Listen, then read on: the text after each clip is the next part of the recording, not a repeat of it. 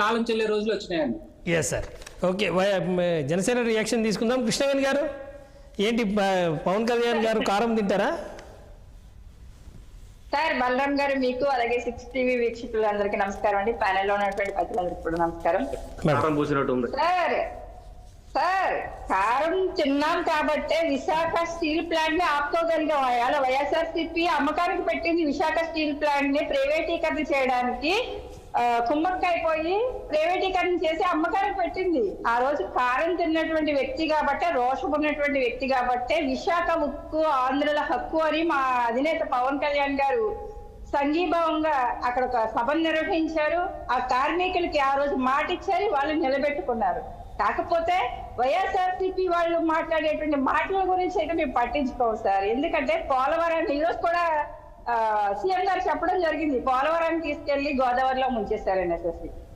అలాగే కొన్ని ఫ్యాక్టరీలను కానీ ఆర్థిక వ్యవస్థను కానీ మొత్తం ఖాతాలో కలిపేసినటువంటి ఘనత గత వైసీపీ పార్టీ సార్, వైసీపీ ప్రభుత్వాన్ని. ఇవాళ కేటాయించినటువంటి బడ్జెట్ లో ఏపీకి ఏం తెచ్చారు అని అడిగేటువంటి హక్కు అయితే వైఎస్ఆర్సీపీ పార్టీ వ్యక్తులు ఎవరికే లేదు సార్.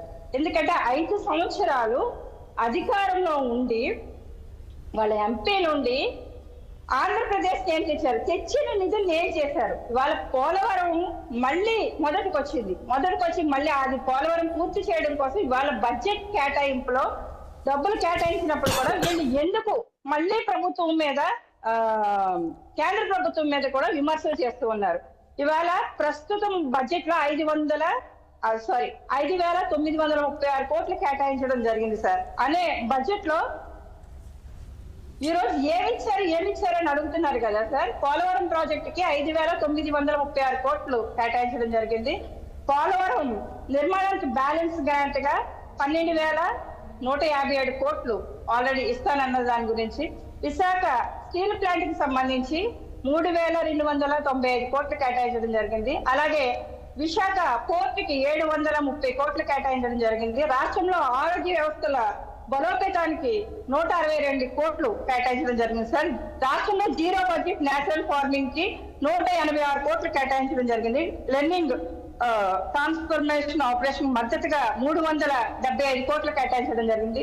రాష్ట్రంలో రోడ్లు వంతెనల నిర్మాణానికి 240 కోట్లు కేటాయించడం జరిగింది సార్. అలాగే మన స్టార్టప్ల గురించి కానీ ఏఐ గురించి కానీ ఎలాగా డబ్బులు కేటాయించారు, ముఖ్యంగా రైతులకు సార్, మహిళలకు కేటాయించడం కానీ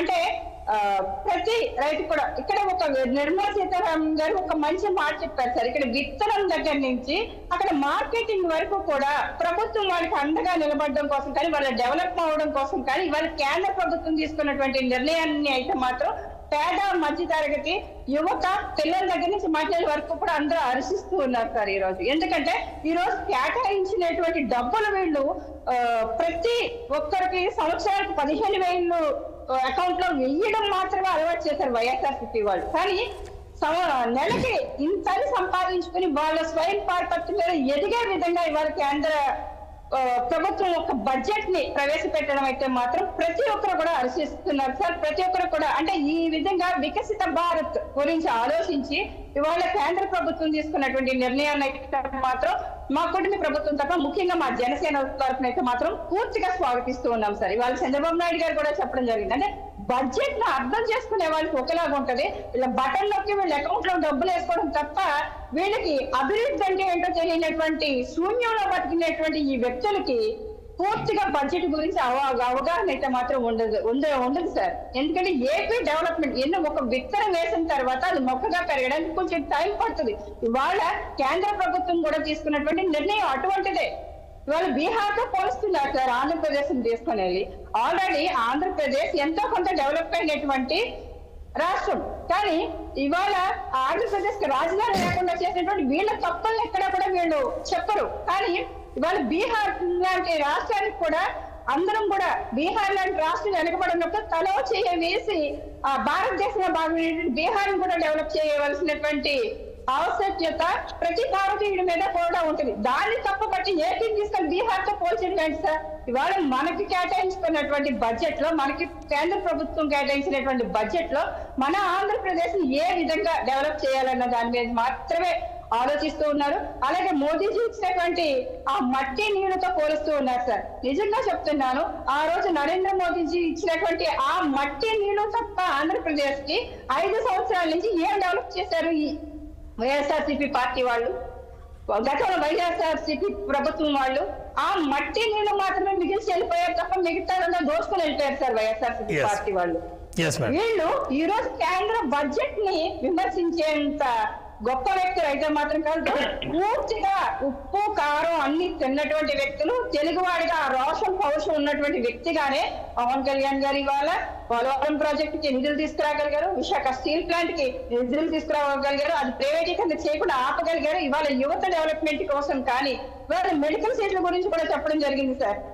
75,000 మెడికల్ సీట్లు 5 సంవత్సరాల్లో కేటాయిస్తామని కేంద్ర ప్రభుత్వం చెప్పడం జరిగింది. అంటే అలాగే ఉన్నత విద్య చదివే వాళ్ళకి కూడా ఎలాంటి వెలుసుబాటు కల్పించారో ఇవన్నీ కూడా బడ్జెట్ లో మనం చూస్తే అర్థమవుతుంది సార్. అంటే స్టూడెంట్స్ గురించి కానీ, స్టార్ట్అప్ల గురించి కానీ, ఇవన్నీ కూడా సూక్ష్మ పరిశ్రమల గురించి కానీ ఇవన్నీ కూడా బడ్జెట్ కేటాయింపులో ఒక రాష్ట్రానికి కానీ కాదు సార్, అది దేశం యొక్క ప్రగతికి కానీ దేశం యొక్క అభివృద్ధికి కానీ ఉపయోగపడేటువంటి బడ్జెట్ ని తయారు చేసి కేంద్ర ప్రభుత్వం ప్రవేశపెట్టడం జరిగింది. అది అర్థమైన వాళ్ళకి అర్థమవుతుంది తప్ప అర్థం కాని వైఎస్ఆర్సీపీ పార్టీ మూర్ఖులు లాంటి వ్యక్తులకి చెవులో శంఖం ఊదినట్టే తప్ప వాళ్ళకి ఎంత చెప్పినా కానీ అర్థం కాదు. రాజకీయ పార్టీలు ఉన్నప్పుడు వాళ్ళు వర్షన్లు చెప్తారు. Okay right. ఒకసారి ఎస్ సార్, మీరేమైనా రెస్పాండ్ అవుతారా? క్విక్ గా రెస్పాండ్. నిమిషం అండి. మేడం గారు మాట్లాడుతూ చాలా సాధించామని చెబుతున్నారు, ప్లస్ మాకు బడ్జెట్ చూడటం తెలియదు అని చెప్తున్నారు. అమ్మా కొద్దిగా గొప్ప మేము చదువుకొని వచ్చాము, మాకు కూడా కొద్దిగా నాలెడ్జ్ అనేది ఒక కొద్దిగా ఉంది. కొద్దిగా మీరు మాట్లాడేటప్పుడు మూర్ఖులు ఇలాంటివి వాడారని కొంచెం మాట్లాడామనుకోండి. మీరే కదా సార్, మీరు దానికి నేను కౌంటర్ ఇచ్చాను తప్ప మిమ్మల్ని నేను అనలేదు కదా. నేను అదే అన్నానండి. నేను మాట్లాడిన వెర్షన్ పట్టా నేను ఎక్కడ మాట్లాడటం రాకపోతే ఆపండి. నేను అనలేదు. మీకు మాట్లాడడం రాదు, గుర్తు చేశారు కనిపిస్తానే ఉంది. కాంగ్రెస్ రియాక్షన్ తీసుకుందాం. పవన్ కళ్యాణ్ చూస్తూ ఉన్నారు. ఏంటమ్మా మాట్లాడేది? పవన్ కళ్యాణ్ పోలవరానికి సాధించారా? పవన్ కళ్యాణ్ అధికారంలోకి రాకముందు, ఎమ్మెల్యే కాకముందు 21,000 కోట్లకి అప్రూవల్ వచ్చింది. విల్సన్ గారిని అడగమని చెప్పండి. 2023 జూలైలో అప్రూవల్ అయింది. బడ్జెట్ ఏం తీసుకురారు? 23,000 కోట్లు అప్రూవ్ చేశారమ్మా. ఒక ఇల్లిటరేట్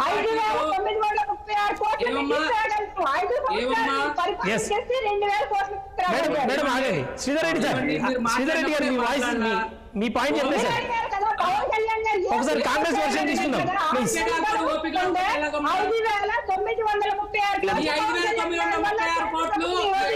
కృష్ణవేణి గారు కాంగ్రెస్ వర్షన్ తీసుకోవాలి ప్లీజ్. ఒక్క నిమిషం, కాంగ్రెస్ వర్షన్